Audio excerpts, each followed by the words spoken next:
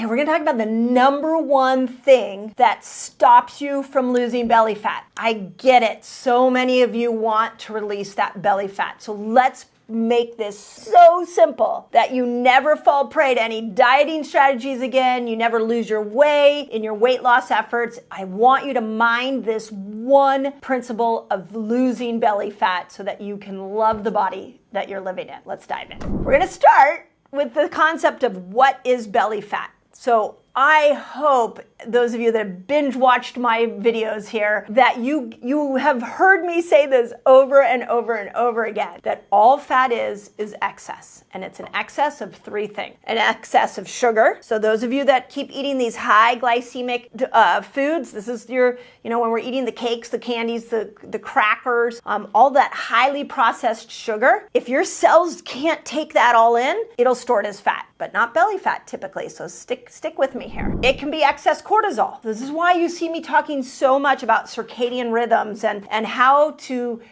really work with surges of cortisol. And we're going to talk about that here in this video. And the third thing it can be is excess hormone, specifically estrogen mimickers, which if you're not familiar with what estrogen mimickers are, they are synthetic chemicals that act like estrogen, but they're not estrogen. They're like chemicals in an estrogen Halloween costume. And so the cells, they look at them and they're like, oh my God, you look like estrogen, but they don't know how to use it. So they do something else with it. So when we look at fat, it's these three things. Here's the number one thing. The number one thing that stops you from losing belly fat is that you are not using cortisol and estrogen, you are storing them. So you haven't gotten the memo that hormones that aren't used will be stored. Now let's stop there for a moment. It's kind of like, wait a second, hormones just happened in my body.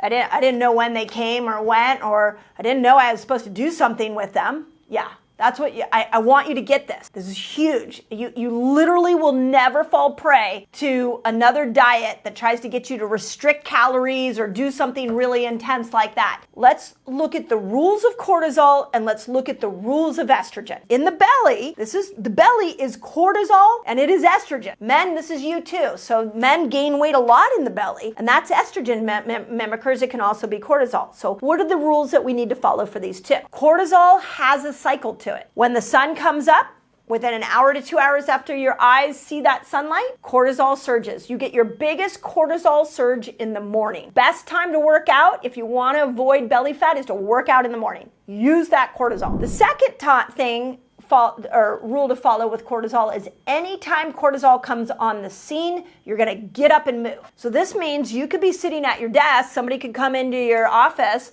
and they could be like adamant about some task you didn't do, and your cortisol levels could go up, and then you just stay sitting at your desk. And maybe you call a friend and you're like, oh my God, my boss is like, what a jerk. That's the worst thing you can do. You're gaining weight just off of a stressful moment. Get up and move. Cortisol is a hormone that is designed to make us move. This is why when stress hits, if we have a good stress reaction, we actually will feel like getting up and walking. Get up and walk. Get up and do squats.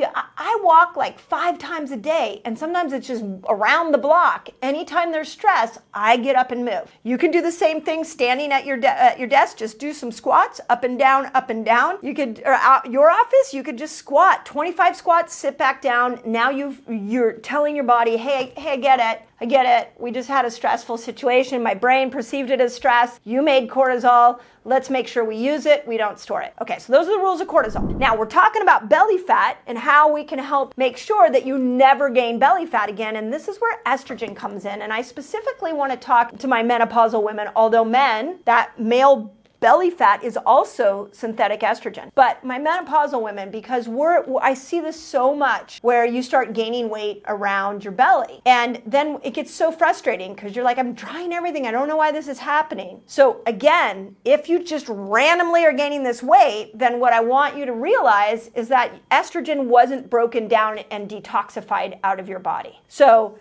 The first way that we detoxify estrogen is by making sure we're eating enough fiber. So make sure you have enough greens. For me, as a 53-year-old woman, I'm always eating greens all day long. Sometimes I'm putting greens in a juice and drinking like a powdered green drink. I'm trying so hard to eat as many vegetables as I can, specifically because when we eat greens and fiber, we increase the diversity of a set of bacteria in our gut called your estrobolome. And the estrobolome are these set of bacteria that are just waiting there for estrogen to come down so it can break down estrogen and get it out of your body. But if you're eating the same foods over and over and over again, you're not eating enough fiber, you're on multiple rounds of antibiotics, maybe you've been on birth control for decades. These little bacteria have gotten smaller and smaller and smaller, so when estrogen comes in, they're not there breaking down that estrogen. So what happens if a hormone isn't broken down? It gets stored. So let's focus on eating more greens and supplying these brilliant bacteria in your gut that want to help you. Let's focus on helping them break down estrogen. The other thing that I work on for breaking estrogen down is castor oil pack. Love castor oil packs. You can just get some organic castor oil, put it on your belly. It doesn't have to be a pack. You can,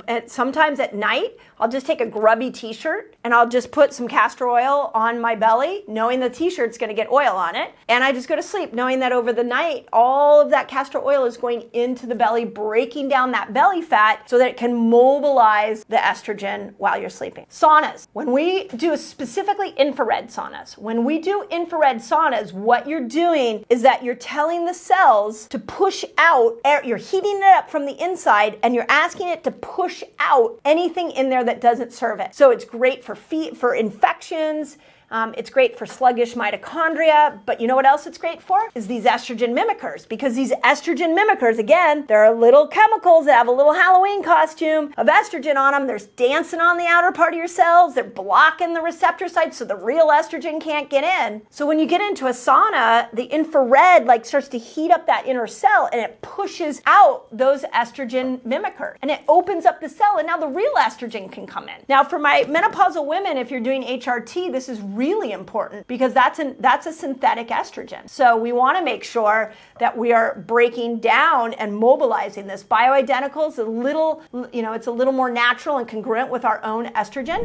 Okay, I got to interrupt this video because I have a free guide for you so you can master fasting. It's called A Beginner's Guide to a Fasting Lifestyle, and all you've got to do is click here and you can jump right in. The other nutrient that I would encourage you to look at, and this really works well, I will tell you two different nutrients here. One is sulforaphane. It is a broccoli sprout. It's phenomenal for breaking estrogen down. I can tell you with every one of my big meals as a 53-year-old woman, I take sulforaphane so that I can make sure that my estrogen is being broken down. I don't want it stored on my belly. And the other one is DIM. A lot of you have used DIM. I can tell you it didn't work for me during my perimenopausal and into my postmenopausal years.